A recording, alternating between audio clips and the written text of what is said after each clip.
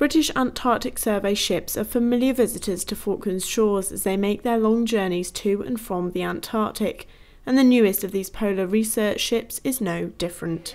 With 2 Antarctic seasons now under her belt, the Sir David Attenborough is beginning to prove itself as a state-of-the-art research vessel. It's the British Antarctic Survey's flagship boat, and with a host of amenities from the innovative moon pool to the infamous Boaty McBoatface, it's not hard to see why. So far the feedback from the scientists has been that they're really impressed with it, and the next stage will be when we get back to the UK. We're going to go into refit, prepare the ship, and then we're going to start using the moon pool for the first time. And that is something that we saw earlier on in our tour. Can you just tell us a little bit more about the moon pool and what capability that will bring? Yeah, so what happens, you've got a 4x4 metre hole in the ship effectively, runs straight down, and what that will enable us to do, whereas before we used to have wires over the side, and you have up to 6 kilometres of wire out, you can't react very fast to that, and often if you've got ice threatening that wire, it can become an issue. So by having it protected in that space in the middle of a ship, there's no more danger from ice getting close to the wire, and it makes that work much more safer. Also in heavier weather, you can actually carry on doing that work without actually having people exposed to the elements. The ship boasts 14 labs, ranging from BASS's largest lab, the atmospheric labs, clean labs, wet labs and a darkroom, to enable up to 60 scientists to do science at sea and in the polar regions. It's an incredible platform to do science. It's all state-of-the-art. It's still very new we've only just had it operational for a couple of years, so we're yet to do full science cruises, but once that is running, it's going to be a fantastic platform. To be able to do this in Antarctica is a phenomenal achievement, and the logistics of such means we only have to do a couple of cruises and a lot of people can get their research done all at the same time.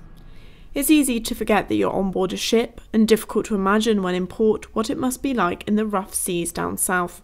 With an ice-breaking status of Polar Class 4, the vessel has been designed to work in the trickiest of conditions.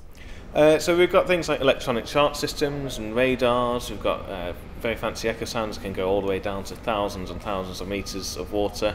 We've also got this desk here is called a dynamic positioning system, and we can use that to drive the ship and keep it in a spot about a footprint about that big, about 30 odd centimetres, and that's really handy for when we're doing science, because we'll put equipment in the water and we don't want to be moving about while we do that, or the scientists might want to sample a particular spot, so we can keep the ship exactly where it needs to be and enable them to do their valuable work. The SDA is a Falklands flagged vessel, and when she entered Falklands waters for the first time, the crew held up proud to be home signs. And that's not where the Falklands connection ends. Falkland Islander Dave Peck has been working with BASS since 1986 and helped with the build of the ship. He is the second of 3 generations of Pecks to work with BASS on board their vessels. You feel very proud. I mean, you get days like this when we've had all the school people up. It's just, they've all been excited to come and see the ship. We've been out a couple of years.